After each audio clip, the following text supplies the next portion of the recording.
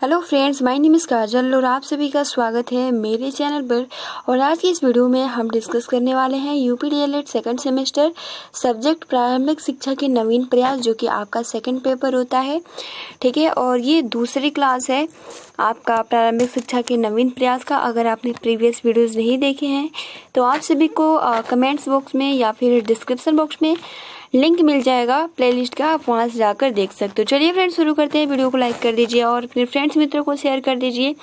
और देखिए फ्रेंड्स, सबसे पहला जो आपका प्रश्न है, संयुक्त राष्ट्र संघ द्वारा घोषित बच्चों के अधिकारों का वर्णन कीजिए। बहुत ही महत्वपूर्ण ये प्रश्न है और ये बीटीसी 2016 का पूछा हुआ प्रश्न है और बीटीसी 2015 का पूछा हुआ जो प्रश्न है कि बाल अधिकार कब और किसने निर्धारित किए। तो इस तरीके से प्रश्न पूछ लिया जाता है। ठीक है, यानी संयुक्त राष्ट्र संघ यानी जिसे हम शॉर्ट में यूएनओ भी बोलते हैं। ठीक है, यूएनओ द्वारा घोषित बच्चों के अधिकारों का वर्णन। ठीक है, और बाल अधिकार कब और किसने निर्धारित किया, ये भी प्रश्न आज के इस वीडियो में हम डिस्कस करेंगे। तो चलिए फ्रेंड्स, शुरू करते हैं। वीडियो को लाइक कर दीजिए और अपने फ्रेंड्स मित्रों को शेयर कर दीजिए। तो देखिए फ्रेंड, इसका जो आंसर हो जाएगा कि संयुक्त राष्ट्र संघ यानी यूएनओ ने बालकों के अधिकारों की घोषणा 20 नवंबर 1989 में की थी, जैसे कि हमने आप सभी को बताया भी था।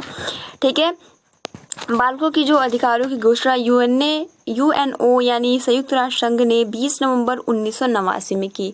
जो डेट पूछा है कि बाल अधिकार कब और किसने की, तो यूएनओ ने कब किया, तो 20 नवंबर 1989 में की। और इस घोषणा का मूल उद्देश्य जो था वो विश्व के समस्त बालकों हेतु मूलभूत मानवीय अधिकारों को सुनिश्चित करना था। भारत सरकार ने इस घोषणा को 11 दिसंबर 1992 को स्वीकार किया, जिसमें मुख्य बिंदु निम्नांकित थी। यानी सबसे पहले तो देखिए फ्रेंड्स, यहाँ पे क्वेश्चन इस तरीके से आ सकता है। सबसे पहले तो यूएनओ ने कब इसको अधिकारों की घोषणा की, तो जो अधिकारों की घोषणा की वो 20 नवंबर 1989 को की। ठीक है, और इस घोषणा का जो मूल उद्देश्य जो था, क्या उद्देश्य था कि विश्व के समस्त बालकों हेतु मूलभूत अधिकारों को सुनिश्चित कराना। और भारत सरकार इसे कब लागू किया, तो दिसंबर यानी 11 दिसंबर 1992 को 1989 में यूएनओ द्वारा घोषणा किया गया और भारत सरकार द्वारा 11 दिसंबर 1992 को स्वीकार किया, जिसके मुख्य बिंदु निम्नांकित। तो इसमें क्या अधिकार थे, ये भी हम पॉइंट टू पॉइंट देख लेते हैं। तो जो पहला इसमें था कि बच्चों को जन्म के तुरंत बाद पंजीकरण और राष्ट्रीयता प्राप्त करने का अधिकार। ठीक है, और दूसरा जो पॉइंट है, प्रत्येक बच्चे को अपनी राष्ट्रीयता नाम एवं पारिवारिक नाम बनाए रखने का अधिकार। तीसरा कि बच्चों के माता पिता की इच्छा के विरुद्ध अलग न करना।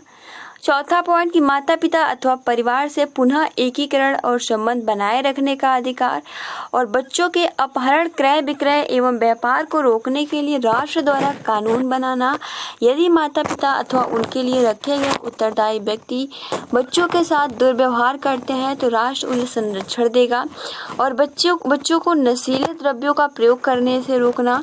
जहां गोद लेने की मान्यता है वहां बच्चों के हित में ध्यान रखना। बालार्थी बच्चों को संरक्षण प्राप्त करना। उसके बाद बच्चों को आर्थिक शोषण, खतरनाक कार्य करने तथा शारीरिक, मानसिक, नैतिक अथवा आत्मिक दृष्टि से होने से बचाना। लैंगिक शोषण बचाना। सशस्त्र संघर्ष या युद्ध में 15 वर्ष से कम आयु के बच्चों के भाग लेने तथा सेना में भर्ती होने पर निषेध। तो फ्रेंड्स, ये था यूएनओ द्वारा जो घोषणा किया गया था वो, और घोषणा कब किया गया था वो भी आपने जान लिया। ठीक है, और भारत सरकार द्वारा कब इसे लागू किया गया, तो दिसंबर महीने में 1992 में इसको लागू किया गया था। तो फ्रेंड्स, ये बहुत ही महत्वपूर्ण है। ठीक है, जो आपका ये घोषणा किया गया था, जितने भी पॉइंट टू पॉइंट है आप इसको अच्छे से याद कर लीजिएगा। ठीक है, ज़्यादा नहीं तो आप 5 से 6 भी अगर याद कर लेते तो बहुत ही अच्छा है। ठीक है, तो बच्चों को जन्म के तुरंत बाद पंजीकरण या राष्ट्रीयता, नागरिकता प्रदान करना, आप ये भी लिख सकते हो। ठीक है, और यानी बच्चों के माता पिता की इच्छा के विरुद्ध अलग न करना। ठीक है, जैसे कि हॉस्टल में भेज देते हैं तो जब बच्चों की इच्छा हो उन्हीं के अनुसार उन्हें अलग किया जाए। और यहाँ पे अगला ये याद कर सकते हो कि बच्चे के जो भी अपहरण, क्रय विक्रय एवं यानी बच्चों को कोई बेचे ना, इस पे रोक लगाना, इसके लिए कानून बनाना।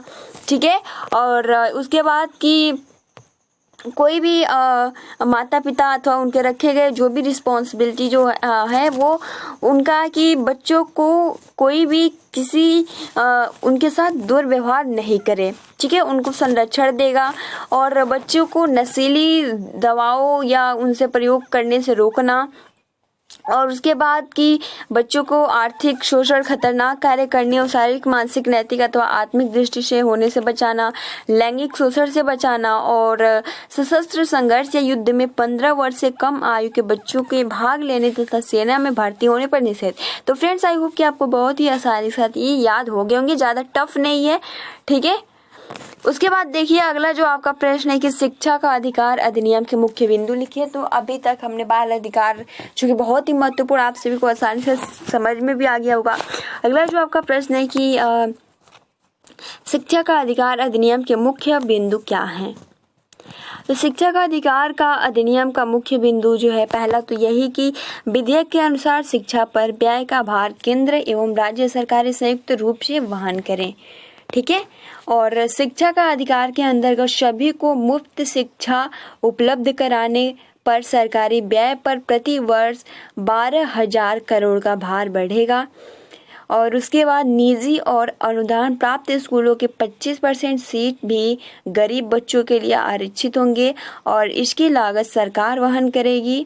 और केंद्र राज्य वित्तीय 65 से 35 रखा गया है, ठीक है। अभी हम आपसे समझाएंगे, एक बार हम पूरा देख लेते हैं क्या इनमें इन्फॉर्मेशन है।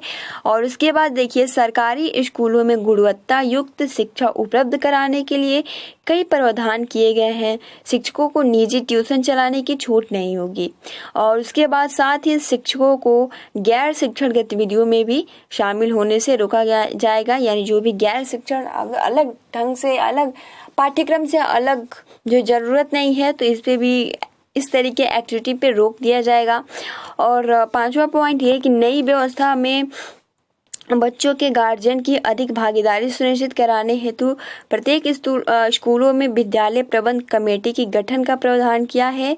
और यह कमेटी विद्यालय की निगरानी से लेकर इसके कामकाज को भी देखेगी। अगला जो आपका पॉइंट है, यानी कानून के कार्यान्वयन पर निगरानी रखने के लिए राष्ट्रीय बुनियादी शिक्षा का आयोग का गठन किया जाएगा। और इसके अध्यक्ष की नियुक्ति एक कमेटी द्वारा की जाएगी, जिसमें प्रधानमंत्री, संसद के दोनों सदनों में विपक्ष के नेता, मानव संसाधन मंत्री एवं लोकसभा अध्यक्ष होंगे। उसके बाद 7वां जो पॉइंट कहता है कि विद्यालय में पढ़ रहे बच्चों को शारीरिक दंड, नामांकन के लिए बच्चों की स्क्रीनिंग प्रणाली, निष्कासन एवं कारावास पर रोक, यानी जो भी स्क्रीनिंग प्रणाली होती है, निष्कासन, इस पर रोक हो जाएगी, ठीक है। और शिक्षकों के पद कभी भी इसके कुल क्षमता से 10% से अधिक हो कम नहीं दिए जाने का प्रावधान है, यानी जो शिक्षकों का पद है ये उनके क्षमता के आधार पर 10% अधिक हो, ठीक है, कम नहीं होना चाहिए, ऐसा प्रावधान बनाया गया है शिक्षा अधिनियम में। और इस अधिनियम के प्रशिष्ट यानी शेड्यूल के अनुसार कक्षा 1 से 5 तक में दाखिल 60 बच्चों पर 2 शिक्षक, ठीक है, और 61 से 90 बच्चों पर 3, और 91 से 120 बच्चों पे 4, और 191 और 200 पे 5 शिक्षक होने चाहिए। तो ये बहुत ही महत्वपूर्ण है, ठीक है। इस तरीके से रिलेट करके क्वेश्चन पूछे जा सकते हैं, याद कर लीजिएगा। यानी जो आपका शिक्षा अधिनियम है इसमें कक्षा 1 अनुसार कक्षा 1 से 5 तक में दाखिल अगर बच्चों की संख्या 60 होती है तो 2 शिक्षक रहेंगे। बच्चों की संख्या अगर 61 से 90 के बीच में रहती है तो 3 शिक्षक रहेंगे। और 91 से 120 के बीच में 4 शिक्षक, और 121 से 200 के बीच में 5 शिक्षक होने चाहिए। जिन स्कूलों में 150 से अधिक बच्चे हों वहां 5 शिक्षकों के अलावा एक प्रधानाध्यापक भी चाहिए। जिन स्कूलों में छात्रों की संख्या 200 से अधिक हो वहां छात्र शिक्षक अनुपात यानी 1:40 से अधिक नहीं होना चाहिए, यह 1:59 है। और उच्च प्राथमिक स्कूलों में 1:35 होना चाहिए। कुल मिलाजुलाकर आप कह सकते हो कि विधेयक में शिक्षक छात्र अनुपात 1:40 रखने का प्रावधान किया जाएगा, ठीक है। और उसके बाद देखिए यहाँ पे यही बोला जा रहा है कि देखिए अगर 200 से अधिक होता है, यानी क्या था नियम पहले यही था कि अगर 1 से 5 शेड्यूल 1 से 5 क्लास के जो बच्चे हैं, अगर बच्चों की संख्या 60 होती है तो 2 शिक्षक रहेंगे, 61 से 90 रहेंगे तो 3 रहेंगे, ठीक है, और 91 से 120 रहेंगे तो 4 रहेंगे, और 191 से 200 के बीच में रहेंगे तो 5 शिक्षक रहेंगे, ठीक है। और जिन स्कूलों में 150 से अधिक बच्चे मतलब 150 से अधिक बच्चे हैं, वहाँ 5 शिक्षकों के अलावा एक प्रिंसिपल भी होना चाहिए। तो आपने देखा भी होगा प्राइमरी स्कूल में इस तरीके से होता ही है, ठीक है। और देखिए 10वां जो पॉइंट है कि संविदा शिक्षकों की नियुक्ति अब नहीं होंगी, अब केवल पूर्ण वेतनमान पर योग्य एवं अस्थायी शिक्षकों को ही नियुक्ति होगी, ठीक है। तो इस तरीके से जो योग्य है, जिनके पास सर्टिफिकेट है, जो अस्थायी हैं, उन्हीं को शिक्षक बनाया जाएगा। तो फ्रेंड्स ये तो था आपका शिक्षा का अधिकार अधिनियम के मुख्य पॉइंट्स। अब देखिए फ्रेंड्स, आप सभी को इतना याद करने की आवश्यकता नहीं है, जो महत्वपूर्ण पॉइंट्स है मैं आप सभी को बता दे रही हूँ। पहला तो यही पूछा है कि शिक्षा का अधिकार अधिनियम के मुख्य बिंदु क्या क्या हैं।